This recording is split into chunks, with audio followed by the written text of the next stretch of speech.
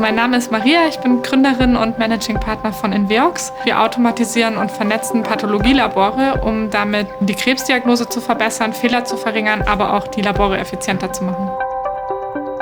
Mein Schlüsselmoment als Gründerin war, als ich in den USA zum Studieren im Austauschjahr war. Das war ganz spannend, weil ich gar nicht aus dem Bereich der Medizintechnik eigentlich komme. Ich bin Wirtschaftsingenieurin und habe durch den Zufall einen Pathologen kennengelernt. Und wir haben uns unterhalten. Da hat er mir erzählt, dass Diagnosen vertauscht werden, weil einfach Proben in seinem Labor vertauscht werden. Da habe ich gesagt, wow, darf ich mir das mal anschauen im Labor? Und stand dann dort vor Ort und dachte, Wahnsinn, wie kann es sein, dass ich mein Amazon-Paket heute auf eine halbe Stunde genau tracken kann? Und hier in so einem wichtigen Bereich, wo es um Menschenleben geht, einfach die Prozesse noch so viel Entwicklungspotenzial haben.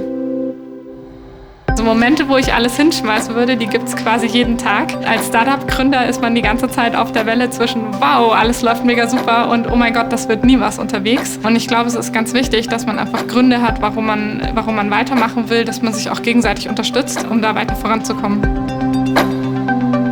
Es gab einen Moment, da hätten wir am liebsten alles hingeschmissen. Und das war also eines unserer ersten Finanzierungsgespräche, wo wir eigentlich gedacht haben, das wäre durch, wo das geplatzt ist. Und diese Situation hat uns natürlich dazu geführt, dass wir gedacht haben, okay, machen wir weiter, sollen wir das Ganze machen?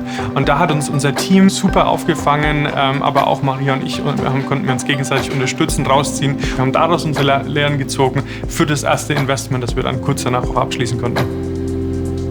Ich glaube, wenn man sich als Berufsanfänger für ein Startup entscheidet, hat man extrem viele Vorteile. Du kannst komplett frei entscheiden mit dem, was du weißt, mit dem, was du mitbringst, was ist die beste Möglichkeit, um das Ganze umzusetzen. Und ich glaube, dass das für viele, die entweder gerade jung anfangen, aber auch die schon mit extrem viel Erfahrung reinkommen, interessant ist, so das Ganze aufbauen zu können, von Anfang an mit dabei sein zu können und Verantwortung zu übernehmen.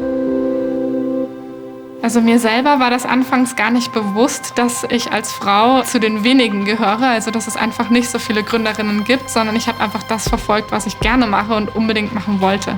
Und dann hatte ich so eine Phase, wo ich Frauenförderprogramme gar nicht so richtig verstanden habe und mich einfach gefragt habe, warum gibt's das? Bis zu einem entscheidenden Moment, und zwar habe ich dann einen Vortrag gehalten in einer Schule zum Girls Day und ein paar von den Mädels sind auf mich zugekommen und haben gesagt, wow Maria, es ist so toll, was du machst. Und wenn du das kannst, dann kann ich das auch schaffen. Und da ist mir bewusst geworden, wie wichtig es ist, einfach solche Role Models zu haben, an denen man sich orientieren kann, wo man auch fragen kann, wie hast du das denn gemacht und das damit wirklich fördern zu können. Das ist ganz wichtig.